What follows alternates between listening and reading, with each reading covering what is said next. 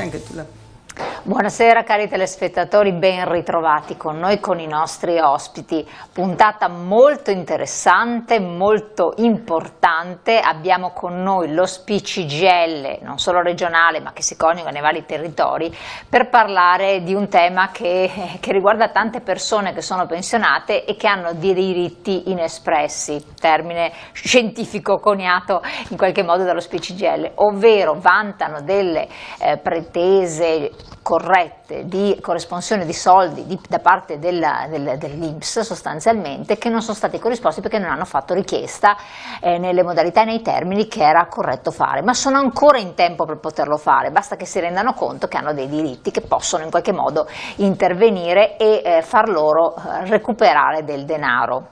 Sintesi estrema, poi in realtà seguiti dallo SPI-CGIL si riesce a fare tutto e sono state recuperate tantissime somme molto importanti che a tanti pensionati fanno bene alla salute, perché consentono anche di curarsi, non è una battuta. Non è la prima puntata che dedichiamo a questo, ce ne saranno anche altre, perché è importante che voi siate consapevoli che prenotando agli sportelli presenti sul territorio dello SPI-CGIL potete risolvere questi problemi. Per parlarci di questo, e non soltanto, perché ci sono degli alert a cui dovete prestare attenzione, non mi rivolgo solo a voi pensionati, ma anche a figli di pensionati, tutti avete dei genitori, degli zii, dei parenti, avvisateli di questo. Abbiamo con noi in studio, ben ritrovato, Massimo Cestaro. Buonasera. Che è segretario dello SPI-CGIL del Veneto. Grazie di essere qui con noi. Buonasera. Ben ritrovata anche Maria Pistorello, segretaria SPI-CGIL di Vicenza. Buonasera. Grazie. Accompagnata con Antonella Franceschin, segretaria SPI-CGIL di Padova. Grazie anche a lei. A tutti. Cesare Bigoni, segretario SPI-CGIL di Rovigo. Buonasera, Celeste. Celeste Bigoni, ho sbagliato il nome, non mi sono accorta, scusi, Celeste.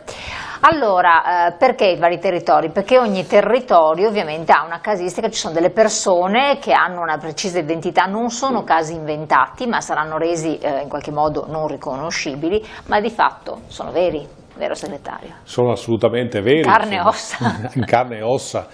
La prima cosa che è importante dire è che nella diciamo più o meno seconda metà del 24 dell'anno scorso, quindi abbiamo ripreso l'attività sui diritti inespressi, abbiamo recuperato per i pensionati una cifra che è attorno ai 2,5 milioni, quindi insomma stiamo parlando di cifre importanti. Perché li chiamiamo diritti inespressi? Perché sono quei diritti che il pensionato ha ma che non sa di avere. Naturalmente se uno sa che ha un diritto anche lo chiede, ma se non sa di averlo è difficile che lo chieda, che è la ragione per la quale lo SPI-CGIL sta dicendo a tutti, appunto stiamo facendo queste campagne di informazione, rivolgetevi alle sedi dello SPI, perché o in quella sede o in un'altra sede a cui il pensionato viene inviato si fa un controllo della pensione. Può essere che vada tutto bene e può essere invece, come spesso succede, perché i 2,5 milioni la dicono lunga insomma sulle persone che poi hanno avuto delle restituzioni, può capitare appunto che quel pensionato abbia dei diritti che non sapeva di avere e che lo SPI li mette in evidenza e poi col rapporto con l'INPS recupera le cifre in termini retroattivi e anche in termini di trattamenti economici, trattamenti pensionistici mese per semplicizzare ancora, che fate mission impossible, mission possibile in realtà, perché voi ci riuscite, ci siete assolutamente riusciti. Sì. La cosa importante che ha detto con effetti retroattivi vuol dire che voi riuscite a recuperare anche gli anni antecedenti fino a un certo punto, naturalmente. Fino ai 5 anni, perché dopo i 5 anni diciamo, il diritto cade in prescrizione, come si usa a dire. Quindi insomma è importante che i pensionati si rechino presso le sedi, gli sportelli dello SPI a farsi controllare. Non costa niente, è un banale controllo. Vediamo infatti la slide successiva. Molto spesso dà dei risultati. Infatti certo. qui si parla di somme di denaro oppure anche delle prestazioni. Cosa vuol dire? Significa, adesso appunto lo vediamo anche un po' negli esempi concreti che adesso qua i nostri spiegheranno bene, metteranno, però il punto è questo, cioè la parte dei diritti non sono solamente parte economica, anche se diciamo è la parte per certi versi preponderante. Vediamo infatti la slide successiva, che così ci fa capire meglio di che cosa stiamo parlando, perché tante volte effettivamente sembra che siano soltanto quote di denaro, invece in realtà cosa è che si può recuperare? Tanta roba. Sì, c'è la slide dopo, successiva, sì, che proprio mette in evidenza tutti quanti gli elementi sui quali è possibile fare un'azione di verifica. Se mi permette, però vorrei fare un passaggio su una cosa piuttosto delicata. L'INPS in questi giorni giustamente sta mandando una mail a tutti quelli per i quali l'INPS ha l'indirizzo di posta elettronica, informando di truffe che sono in atto. Chiedendo ai pensionati di dare le coordinate bancarie, di accedere a un link insomma, qui è in atto una truffa, e giustamente l'INPS ha mandato, ripeto, a tutti quelli cui è in possesso della posta elettronica una mail dicendo attenzione. Lo diciamo perché intanto per segnalare una cosa positiva che l'INPS sta facendo, ma per avvertire anche che lo SPI non chiama a casa i pensionati chiedendo di fornire dati, informazioni, coordinate bancarie, cedolini, eccetera, eccetera, nel senso che questa operazione viene fatta quando il pensionato si reca all'INPS o allo SPI o chiama lo SPI per avere delle informazioni. Quindi anche in questo caso qua, come quando si fa richiesta dei diritti inespressi o della pensione, siamo noi che facciamo richiesta, esatto, non è l'INPS che viene a darti, esatto, o lo SPI che viene a dirti toc toc, vieni da me. Perché siccome abbiamo interesse a dirlo, perché siccome questa campagna sta funzionando anche molto bene, insomma i dati sono piuttosto importanti, si sta diffondendo, visto che questa iniziativa è in piedi da tanti anni, si sta diffondendo questa cosa.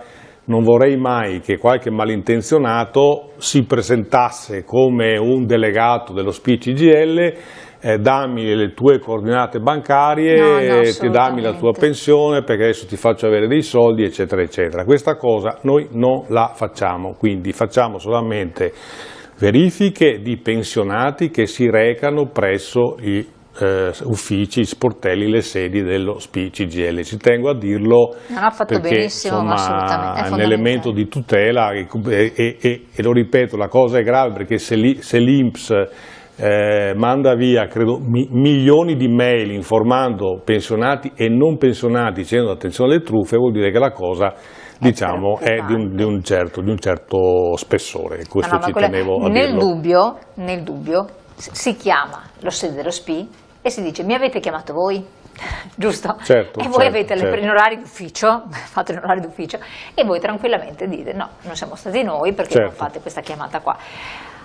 Tornando a noi, proprio per spiegare, perché giustamente anche nelle scorse edizioni, scorse puntate di approfondimento alcuni telespettatori ci chiamavano ponendoci tantissime domande per le quali noi non abbiamo la competenza ma delegavamo voi, ma soprattutto volevano capire che cosa si può recuperare. Infatti avete fatto benissimo a sottolineare con la slide di fatto le richieste su che cosa possono vertere. Sì. Che farete voi le richieste, cioè non dovete farle voi da casa. Sì. Io a questo punto, se è d'accordo, io andrei proprio a vedere i casi, perché da lì si capisce okay, perfetto. un po' Allora meglio. io ve l'elenco soltanto, giusto per capire di che cosa stiamo parlando. Certo. Integrazione al trattamento minimo, quando parliamo di pensione minima, l'integrazione può essere recuperata. La maggiorazione sociale, ma adesso vi racconteranno i nostri interlocutori di che cos'è. L'importo aggiuntivo, la famosa 14ª mensilità che periodicamente andiamo a parlare, che verrà erogata, ma deve essere richiesta. No, non serve che sia richiesta perché dovrebbe essere data automaticamente dall'INPS, ma purtroppo capita che delle volte l'INPS non si sa perché se ne dimentica e allora i pensionati che vengono a conoscenza di questo della possibilità di averla vengono da noi e noi gliela facciamo avere, compresi gli arretrati. Ecco il perché c'è questa 14ª. L'assegno al nucleo familiare, vedremo anche qui cosa si tratta, il trattamento di famiglia, le prestazioni assistenziali assistenziali, questo è un altro aspetto molto importante, perché ne parliamo spesso, sono a volte vitali per una persona anziana, le prestazioni legate all'invalidità civile e l'indennità di accompagnamento. Perché ci sono anche queste effettivamente, certo. Che tante volte si pensa che automaticamente si ricada e si abbia diritto, invece purtroppo no. Allora, incominciamo ad andare un po' a vedere anche, due parole, come avviene questo controllo, cioè entriamo un po' dentro la situazione del controllo. Magari Maria Pisarello, che sia addetta a questo, spieghiamo ai nostri telespettatori che non è niente di astrofisico, niente di complesso, ma molto semplice, vero? Esatto, noi riusciamo a fare il controllo grazie a una convenzione che abbiamo firmato con l'INPS alcuni anni fa. Questa convenzione ci permette, su autorizzazione del pensionato, di entrare nella banca dati INPS e scaricare i documenti della sua pensione. Il riepilogo della pensione, che si chiama tecnicamente modello OBSM. Quindi come avviene il controllo? Abbiamo anche la slide su richiesta dello SPI, quindi lo SPI che fa questa richiesta, certificato di pensione, Esattamente, l'OBSM. Lo controlliamo la pensione, controlliamo anche i redditi del pensionato, perché sono prestazioni comunque che sono legate a certi livelli di reddito, entro i quali il pensionato o da solo o se è coniugato assieme al coniuge deve stare dentro. Dopodiché noi facciamo con il patronato INCA la domanda di ricostituzione della pensione direttamente. Perfetto, quindi la persona da voi come deve venire? Deve venire con la carta d'identità, il codice fiscale e i redditi, e almeno la dichiarazione dei redditi dell'anno precedente. Dopo, se vediamo che si possono chiedere anche gli arretrati, chiederemo allora anche i redditi degli ultimi 5 anni, perché dobbiamo vedere se la situazione è sostenibile, è la stessa, insomma, anche negli anni precedenti la situazione economica. Quindi vabbè che i pensionati sono tutti molto bravi, però meglio tenersi tutti i documenti? Certo. Certamente. Quindi questo non è così casuale, penso che lo sappiate bene anche voi. Allora, incominciamo col primo caso. Il primo caso, sì.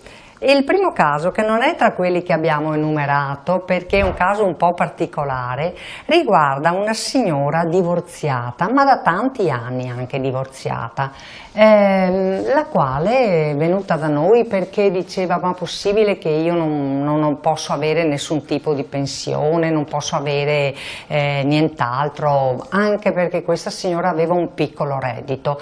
Poi, facendole le domande adeguate, abbiamo scoperto che la signora era divorziata sì, ma con assegno di mantenimento del coniuge.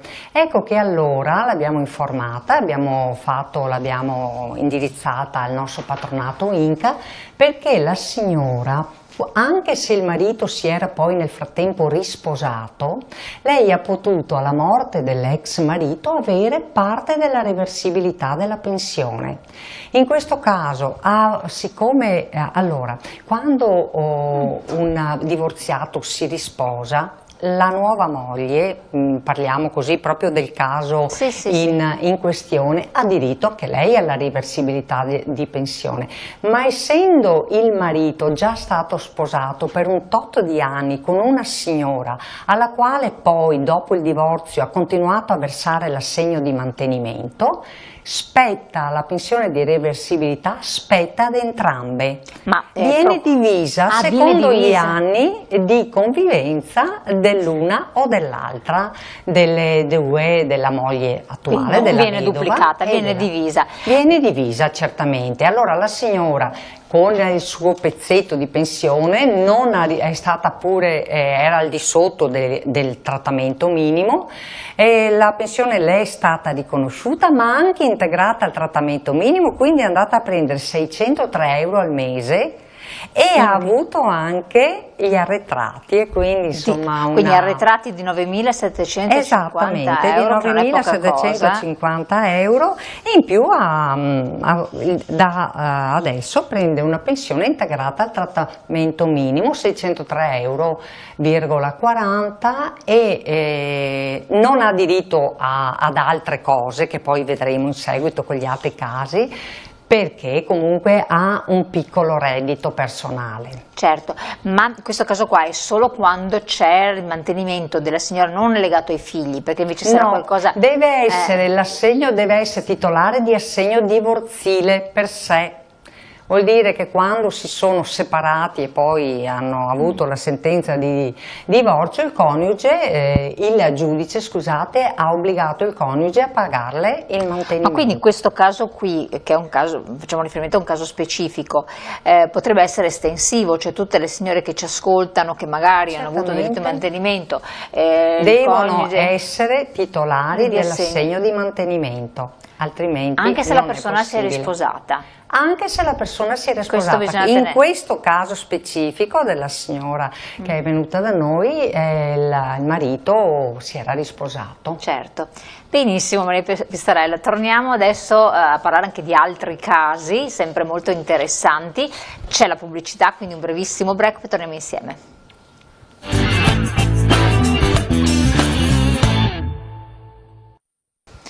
Stiamo parlando con i nostri esperti dello SPI-CGIL del Veneto e poi territoriali naturalmente di diritti inespressi, ovvero di somme, prestazioni e quant'altro a cui si ha diritto però non sono state richieste, ma c'è ancora tempo. I tempi naturalmente sono poi soggetti anche a prescrizione, però è bene fare i propri accertamenti. Allora, Celeste Vigoni, andiamo concretamente a un'altra situazione. Territorio di Rovigo? Di Rovigo. Qual è il caso? Il caso è di una signora, una pensionata ovviamente, tornando al discorso di prima, tanto per fare un inciso, molti dei casi, almeno per quanto mi riguarda, ai quali abbiamo chiesto i 5 anni di arretrati, ottenendoli, a volte hanno perso notevoli somme prima dei 5 anni, perché pur avendo il diritto prima, non hanno mai fatto questo tipo di operazione del controllo della loro pensione, eccetera. Noi possiamo recuperare i 5 anni, ma magari, come il caso di questa signora, il diritto ce l'aveva da molto tempo prima. E quindi quelli sono tutti importi che sono stati nei fatti persi. A volte sono anche di più di quelli che riusciamo a recuperare. Perché questa signora che ha 83 anni, che è venuta a fare l'anno scorso la dichiarazione dei redditi, e poi dall'ufficio dove fa la dichiarazione l'hanno mandata nell'ufficio dello SPI proprio perché abbiamo, come si dice, questo tipo di interscambio fra i servizi che abbiamo, e quindi andate allo SPI che vi controllano la pensione e così via. È venuta da noi una signora di 83 anni, coniugata, in pensione di vecchiaia, quindi questa signora è andata in pensione a 67 anni. Il diritto alla 14ª, che in questo caso sono 64 anni dal punto di vista di età, per la 14ª i parametri sono due, l'età 64 anni e il reddito personale, in questo caso non coniugale ma personale.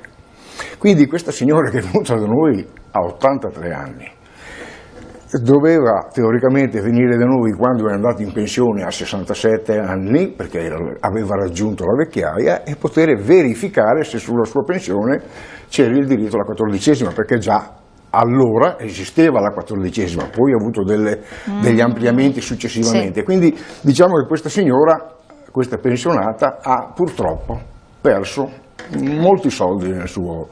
Quindi quei soldi persi, voi non potete neanche recuperarli, niente, cioè non c'è, perché si arriva a 5 anni prima. Perché sono 5 anni, quindi questa signora è venuta da noi, ce l'ha mandato il CAF, abbiamo, come diceva la collega Maria prima, scaricato con le nostre credenziali l'OBSM, abbiamo fatto la verifica del diritto, sia dal punto di vista dell'età, ma eravamo già ben avanti con l'età, sia dal punto di vista reddituale, e abbiamo scoperto che aveva diritto alla 14ª. Quindi lei avrebbe avuto diritto a tanti più soldi rispetto ai 2.730 certo.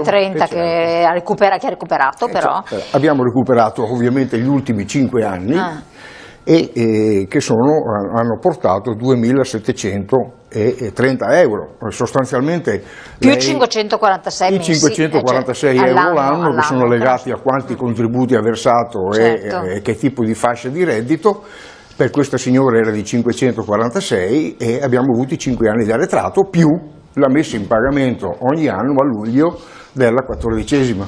Infatti. E quindi attenzione, perché è vero che i 5 anni li possiamo recuperare, però il diritto quando scatta, se non lo rivendichi e non lo chiedi, può anche andare in prescrizione per un certo periodo della vita.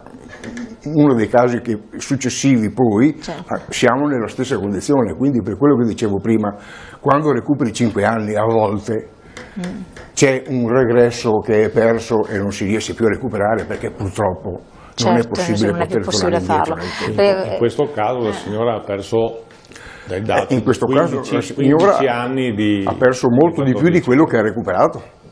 Sì, ha perso tanto. Per cui quando anche nelle altre situazioni noi parlavamo di questi diritti inespressi, di cifre altissime, perché abbiamo parlato a volte di cose astronomiche come sì, sono dei casi limite. Ma però... erano sempre entro i 5 anni, quindi? Prego? Erano sempre entro i 5 anni? Sì, certo. Quindi questo è tra virgolette il problema, la fregatura, perché uno magari non si rende conto e il tempo vola. Quindi attenzione. E i figli, gli eredi non possono recuperare niente. E i figli e gli eredi non possono recuperarli. Chiaro. Andiamo a un altro caso, stavolta ci portiamo nel territorio di Padova. Certo. E con Antonella Franceschini di chi parliamo? Allora, prima di esporre il mio caso, quanto ho recuperato, vorrei far notare che queste prestazioni, che sono sovente legate al reddito, riguardano quasi sempre situazioni di redditi molto molto bassi. Per cui è anche paradossale che chi si trova in situazioni anche di precarietà sociale, perché appunto avendo dei redditi così esigui, poi si trovano a dover perdere anche fette importanti della pensione, perché appunto ci sono questi diritti inespressi appunto che vengono riconosciuti solo a seguito di domanda da parte dell'interessato. Ma anche molte volte può essere anche legato a un fattore culturale, anche sociale, magari la persona che ha avuto un ruolo importante dirigenziale, una bella pensione, tutto sommato ha già una bella pensione o anche le capacità per fare tutte le domande possibili e immaginabili, è avveduto magari, chi invece prende anche meno e non ci pensa a queste cose qua, perché il solito discorso, uno non pensa di dover domandare qualcosa a cui ha diritto. Per questo noi invitiamo tutte le pensionate, i pensionati, soprattutto chi ha redditi bassi, di rivolgersi alle nostre sedi, che sono presenti in modo capillare nel territorio e dove in quasi tutte, perché poi anche la formazione del personale non è sempre, è complessa, perché si tratta di una materia molto complessa che verte in vari ambiti, abbiamo visto, quindi anche per noi tenere l'aggiornamento è impegnativo. Comunque, e appunto essendo presente in modo capillare nel territorio, invitiamo di rivolgersi alle nostre sedi e fare la verifica, perché si può annidare laddove non si pensa anche un diritto che non è stato espresso. Tornando comunque al caso che volevo esporre, allora abbiamo visto che sono sempre legati ai redditi, le condizioni appunto di recupero economico. In questo caso si tratta di una vedova di 65 anni, quindi parliamo anche di un'età insomma relativamente giovane. E il cui reddito è variato nel corso del tempo, probabilmente passando da una situazione di lavoratrice a quella di pensionata, quindi vanno a variare i propri redditi individuali. La pensione di reversibilità è soggetta ad una trattenuta, il 60% della reversibilità a sua volta viene decurtato in base ai redditi individuali della persona. Se nel tempo variano, da quando aveva fatto la domanda o sono variati nel tempo, questa trattenuta può passare dal 50 al 40 o al 25% o addirittura può essere annullata completamente. Perciò questa signora, quando si è rivolta a noi, avendo appunto cambiato la sua posizione reddituale, ha potuto variare la fascia di reddito rispetto alla trattenuta, andando a recuperare ben 9.000 euro di arretrati Che non e è poco, con ecco qua vediamo 9.227. un importo di pensione aumentato di 511 euro ogni mese, quindi ha avuto un recupero anche qui limitato ai 5 anni, perché evidentemente perché la sua condizione di variazione era precedente alla domanda superiore ai 5 anni fatta, Assolutamente. insomma. Passiamo adesso, Maria Pistorello, con un caso invece di assegno al nucleo familiare, con qui una casistica diversa. Andiamo a raccontarla.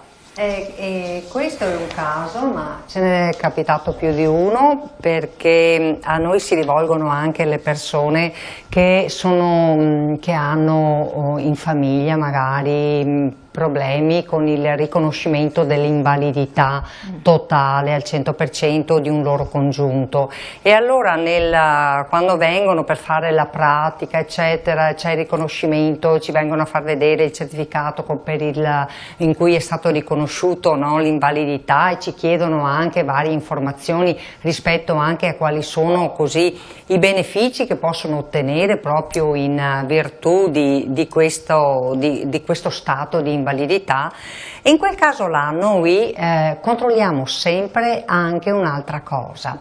Intanto, se la persona invalida al 100% è vedova o vedovo, in questo caso avevamo un signore che era vedovo, titolare quindi della sua pensione, ma anche della pensione di reversibilità della moglie che era deceduta anni prima. In questo caso qua vi è il riconoscimento dell'assegno per il nucleo familiare per se stesso, sarebbero i vecchi assegni familiari per capirsi, e che sono circa sono 52,91 euro al mese in più, sono legati anche questi al riconoscimento e vengono dati entro un certo limite di reddito, perché in questo caso abbiamo un pensionato che ha una propria pensione, quindi un proprio reddito.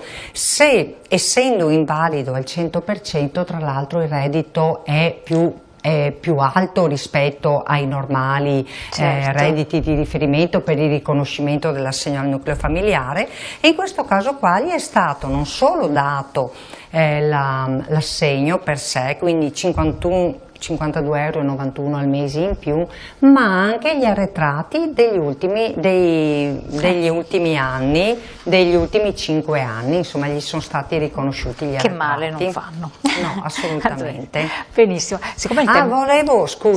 Volevo anche però precisare una cosa: la pensione di reversibilità deve essere da lavoro dipendente, non hanno questo beneficio coloro che hanno una reversibilità che sia una pensione da lavoro autonomo.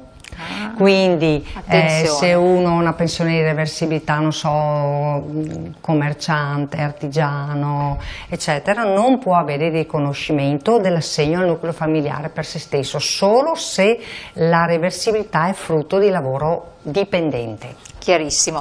Andiamo, poi il tempo vola, ma abbiamo anche un'altra puntata faremo un'altra puntata su questo tema con altri casi. Voglio fare proprio l'ultimo caso, perché poi il tempo appunto vola, con Bigoni, per quanto riguarda l'integrazione al trattamento minimo, ovvero ci racconti rapidamente anche questo caso qui. Questo è un caso interessante, cui vale la pena di approfondire. È nato così, è venuto la figlia di questo signore, che è una nostra delegata della sanità, per chiederci se, come si dice, si poteva dare una controllata alla pensione del papà, perché era vedovo ed aveva le 2 pensioni. Abbiamo fatto questa operazione, teniamo presente che il papà era un ex falegname, quindi aveva una pensione da ex artigiano, e anche la moglie, che nel frattempo era morta, aveva anch'essa una reversibilità, anch'essa da artigiano, e quindi si servivano dalla loro associazione, che nella vita gli ha sempre, come si dice, seguito la loro attività di falegnameria. Poi sono andati in pensione, hanno continuato a essere seguiti da questa associazione e non si erano mai accorti di questa cosa. Quindi lui 82 anni, vedovo, con pensione di vecchiaia e di reversibilità. Esatto. Cosa ha avuto? Niente, questo signore è venuto qua, poi sotto spinta della figlia, è venuto con la figlia, abbiamo fatto la solita procedura che è quella del controllo dell'Obissembi, il controllo reddituale, ed abbiamo scoperto che la moglie era morta nel 2013. Quindi era già da mo' che era vedovo, e abbiamo potuto recuperare l'integrazione al trattamento minimo dal 2017, che questo è un caso che l'abbiamo fatto alla fine del 2023, e abbiamo recuperato l'importo da integrare al minimo, che era di 247 per la precisione, euro mensili, che hanno fatto arretrati per circa 12.000 euro netti, perché in questo caso gli arretrati sono tassati perché sono oggetto di integrazione, non sono assegni familiari che sono netti. Stavo per chiedere questo. O 14esima che è netta. In questo caso sarebbero stati di più, però l'IRPEF su questo importo avrebbe dovuto pagare l'IRPEF prima, la paga adesso in fase di liquidazione degli arretrati e ha avuto degli arretrati per 12.000 euro. Vale la pena dire, le associazioni, 30 secondi, la loro attività principale è quella di seguire i loro associati, quindi di seguire gli artigiani, i commercianti, i coltivatori diretti. Quando un commerciante, un artigiano, un coltivatore diretto diventa pensionato, ha uno status diverso. Ma infatti loro hanno, e quindi, come si dice, uso una parolaccia, il core business, cioè l'attività principale di quelle associazioni, è seguire le attività dei loro associati. Lo SPI segue l'attività dei propri associati, che sono i pensionati, quindi noi siamo specializzati da questo punto di vista. E quindi questo signore, appunto, poi è arrivato, ha abbandonato l'associazione, si è iscritto da noi, non fa più la dichiarazione dei redditi con l'associazione, ma adesso fa la dichiarazione dei redditi da noi, e quindi ha fatto un cambio completo da questo punto di vista, perché la sua arrabbiatura è stata quella che ha perso gli arretrati, perché ha recuperato solo 5, e quindi la sua arrabbiatura con l'associazione perché non gli ha mai detto che aveva diritto a. Dove passare all'associazione dei pensionati della sua categoria. Esatto. Perché anche tutte le categorie hanno quelle per i pensionati. E quindi la specializzazione dà anche questo. Allora, io vi ringrazio tantissimo Celeste Bigoni, segretaria SPCGL di Rovigo, per il suo intervento, Massimo Cestaro, segretario SPCGL del Veneto, Maria Pistorello, segretaria SPCGL di Vicenza, Antonella Franceschin, segretaria SPCGL di Padova, per i vostri importantissimi contributi. Ricordiamo attenti però alle truffe, l'ha detto il segretario regionale ed implicito nel discorso di tutti quanti, andando agli sportelli, non firmando niente, non pensando, non facendo, risolvete il problema, perché è fondamentale. Le lettere che possono arrivare possono indurre in errore, e soprattutto lo SPI non chiama a casa nessuno. Esatto. Ecco, non per cattiveria, non ci riesce. Allora, andiamo in pubblicità, la nostra trasmissione continua, ma seguiteci sempre perché ci sarà un altro approfondimento.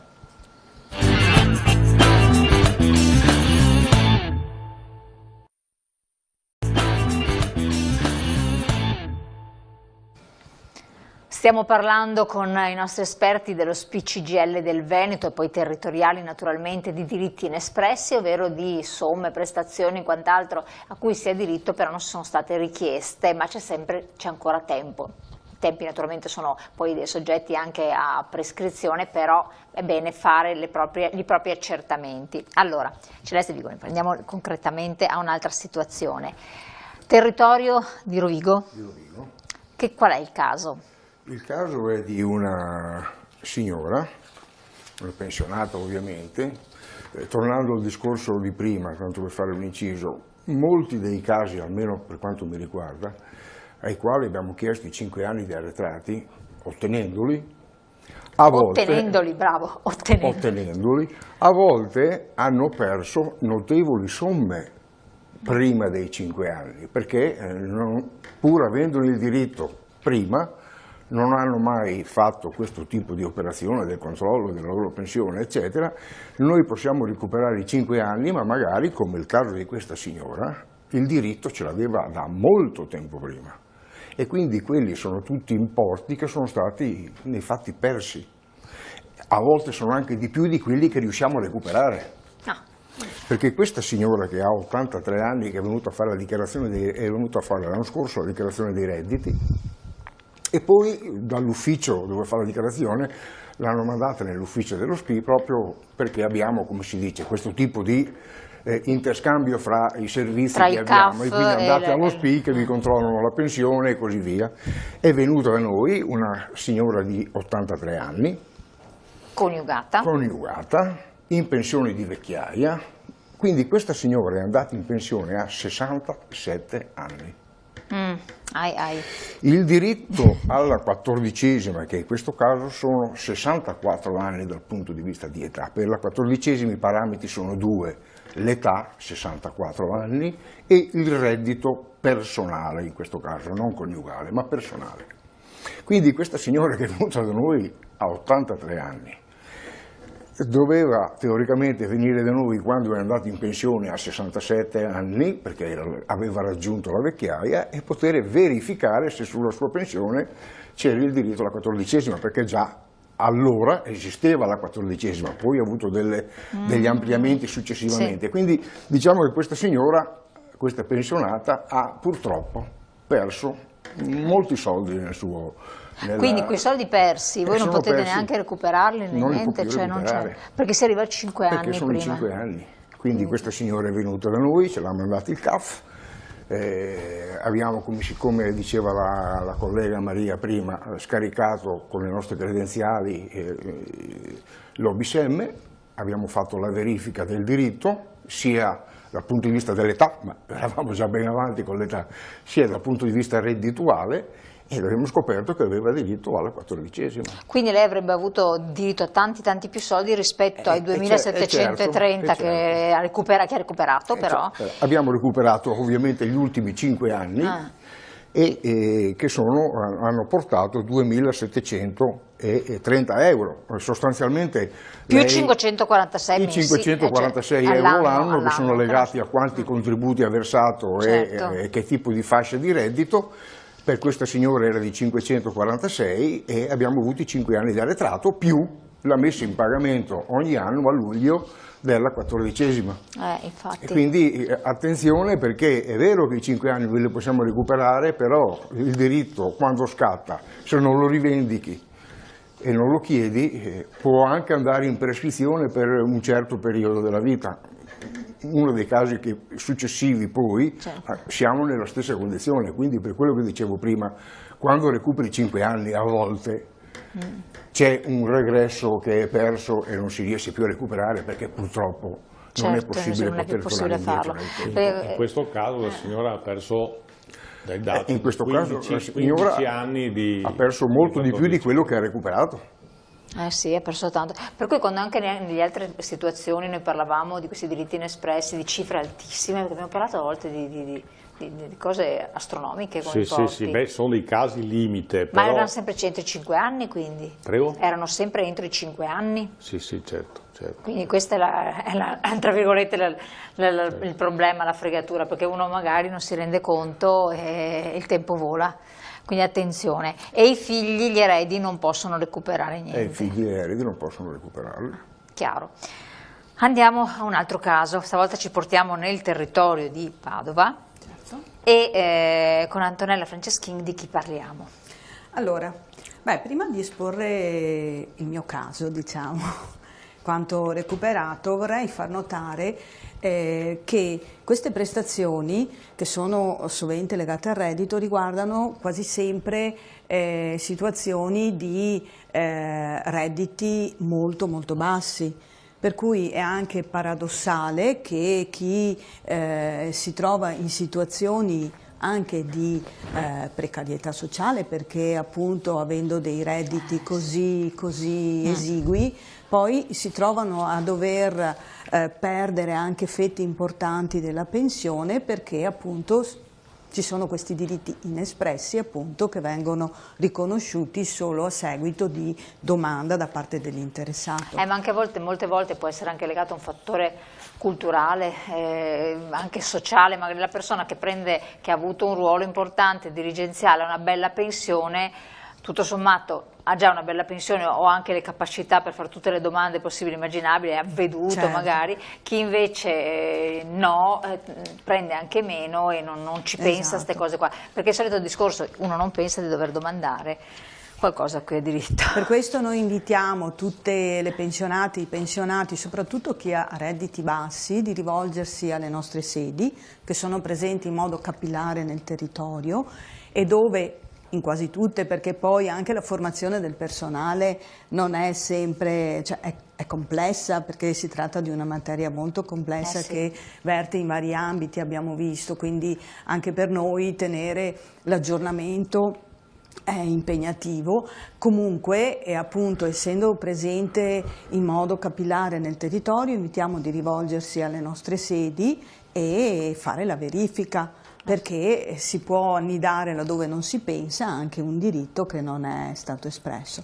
Tornando comunque al caso che volevo esporre, allora abbiamo visto che sono sempre legati ai redditi, le condizioni appunto di recupero economico. In questo caso si tratta di una vedova di 65 anni, quindi parliamo anche di un'età insomma relativamente giovane. Sì. E il cui reddito è variato nel corso del tempo, probabilmente passando da una situazione di lavoratrice a quella di pensionata, quindi vanno a variare i propri redditi individuali. La pensione di reversibilità è soggetta ad una trattenuta, il 60% della reversibilità a sua volta viene decurtato in base ai redditi individuali della persona. Se nel tempo variano, da quando aveva fatto la domanda o sono variati nel tempo, questa trattenuta può passare dal 50 al 40 o al 25% o addirittura può essere annullata completamente. Perciò questa signora, quando si è rivolta a noi, avendo appunto cambiato la sua posizione reddituale, ha potuto variare la fascia di reddito rispetto alla trattenuta, andando a recuperare ben 9.000 euro di arretrati, che non è poco, qua vediamo 9.227. Un importo di pensione aumentato di 511 euro ogni mese, quindi ha avuto un recupero anche qui limitato ai 5 anni, perché evidentemente la sua condizione di variazione era precedente alla domanda superiore ai 5 anni fatta. Assolutamente. Insomma. Passiamo adesso, Maria Pistorello, con un caso invece di assegno al nucleo familiare, con qui una casistica diversa. Andiamo a raccontarla. Questo è un caso, ma ce n'è capitato più di uno, perché a noi si rivolgono anche le persone che hanno in famiglia magari problemi con il riconoscimento dell'invalidità totale al 100% di un loro congiunto, e allora quando vengono per fare la pratica eccetera, c'è il riconoscimento, ci vengono a far vedere il certificato in cui è stato riconosciuto, no, l'invalidità, e ci chiedono anche varie informazioni rispetto anche a quali sono così i benefici che possono ottenere proprio in virtù di questo stato di invalidità. E in quel caso là noi controlliamo sempre anche un'altra cosa. Intanto, se la persona invalida al 100% è vedova o vedovo, in questo caso avevamo un signore che era vedovo, titolare quindi della sua pensione, ma anche della pensione di reversibilità della moglie che era deceduta anni prima. In questo caso qua vi è il riconoscimento dell'assegno per il nucleo familiare per se stesso, sarebbero i vecchi assegni familiari per capirsi, giusto. E che sono circa sono 52,91 euro al mese in più, sono legati anche questi al riconoscimento e vengono dati entro un certo limite di reddito, perché in questo caso abbiamo un pensionato che ha una propria pensione, quindi un proprio reddito. Se essendo invalido al 100%, tra l'altro il reddito è più alto rispetto ai normali redditi di riferimento per il riconoscimento dell'assegno al nucleo familiare, e in questo caso qua gli è stato non solo dato l'assegno per sé, quindi 51 52,91 euro al mese in più, ma anche gli arretrati degli ultimi anni, degli ultimi 5 anni, insomma gli sono stati riconosciuti gli arretrati. Che male non fanno. No, assolutamente. Benissimo. Siccome il tempo... Volevo anche però precisare una cosa: la pensione di reversibilità deve essere da lavoro dipendente, non hanno questo beneficio coloro che hanno una reversibilità che sia una pensione da lavoro autonomo. Quindi se uno ha una pensione di reversibilità, non so, commerciante, artigiano, eccetera, non può avere il riconoscimento dell'assegno al nucleo familiare per se stesso, solo se la reversibilità è frutto di lavoro dipendente. Chiarissimo. Andiamo, poi il tempo vola, ma abbiamo anche un'altra puntata che faremo un'altra puntata su questo tema con altri casi. Voglio fare proprio l'ultimo caso, perché poi il tempo appunto vola, con Bigoni per quanto riguarda l'integrazione al trattamento minimo, ovvero ci racconti rapidamente anche questo caso qui. Questo è un caso interessante, cui vale la pena di approfondire. È nato così, è venuto la figlia di questo signore, che è una nostra delegata della sanità, per chiederci se, come si dice, si poteva dare una controllata alla pensione del papà, perché era vedovo ed aveva le 2 pensioni. Abbiamo fatto questa operazione, teniamo presente che il papà era un ex falegname, quindi aveva una pensione da ex artigiano, e anche la moglie, che nel frattempo era morta, aveva anch'essa una reversibilità, anch'essa da artigiano, e quindi si servivano dalla loro associazione, che nella vita gli ha sempre, come si dice, seguito la loro attività di falegnameria. Poi sono andati in pensione, hanno continuato a essere seguiti da questa associazione e non si erano mai accorti di questa cosa. Quindi lui ha 82 anni, vedovo, con pensione di vecchiaia e di reversibilità. Esatto. Cosa ha avuto? Niente, questo signore è venuto qua, poi sotto spinta della figlia, è venuto con la figlia, abbiamo fatto la solita procedura, che è quella del controllo dell'OBSEMBI, il controllo reddituale, ed abbiamo scoperto che la moglie era morta nel 2013. Quindi era già da mo' che era vedovo, e abbiamo potuto recuperare l'integrazione al trattamento minimo dal 2017, che questo è un caso che l'abbiamo fatto alla fine del 2023, e abbiamo recuperato l'importo da integrare al minimo, che era di 247 per la precisione, euro mensili, che hanno fatto arretrati per circa 12.000 euro netti, perché in questo caso gli arretrati sono tassati, perché sono oggetto di integrazione, non sono assegni familiari che sono netti. Stavo per chiedere questo. O 14ª che è netta. In questo caso sarebbero stati di più, però l'IRPEF su questo importo avrebbe dovuto pagare l'IRPEF prima, la paga adesso in fase di liquidazione degli arretrati e ha avuto degli arretrati per 12.000 euro. Vale la pena dire, le associazioni, 30 secondi, la loro attività principale è quella di seguire i loro associati, quindi di seguire gli artigiani, i commercianti, i coltivatori diretti. Quando un commerciante, un artigiano, un coltivatore diretto diventa pensionato, ha uno status diverso. Ma infatti loro hanno, e quindi, come si dice, uso una parolaccia, il core business, cioè l'attività principale di quelle associazioni, è seguire le attività dei loro associati. Lo SPI segue l'attività dei propri associati, che sono i pensionati, quindi noi siamo specializzati da questo punto di vista. E quindi questo signore, appunto, poi è arrivato, ha abbandonato l'associazione, si è iscritto da noi, non fa più la dichiarazione dei redditi con l'associazione, ma adesso fa la dichiarazione dei redditi da noi, e quindi ha fatto un cambio completo da questo punto di vista, perché la sua arrabbiatura è stata quella che ha perso gli arretrati, perché ha recuperato solo 5, e quindi la sua arrabbiatura con l'associazione perché non gli ha mai detto che aveva diritto a. dove passare all'associazione dei pensionati della sua categoria. Esatto. Perché anche tutte le categorie hanno quelle per i E pensionati. quindi la devono specializzazione farlo. dà anche questo. Allora, io vi ringrazio tantissimo Celeste Bigoni, segretaria SPCGL di Rovigo, per il suo intervento, Massimo Cestaro, segretario SPCGL del Veneto, Maria Pistorello, segretaria SPCGL di Vicenza, Antonella Franceschin, segretaria SPCGL di Padova, per i vostri importantissimi contributi. Ricordiamo attenti però alle truffe, l'ha detto il segretario regionale ed implicito nel discorso di tutti quanti, andando agli sportelli, non firmando niente, non pensando, non facendo, risolvete il problema, perché è fondamentale. Le lettere che possono arrivare possono indurre in errore e soprattutto lo SPI non chiama a casa nessuno.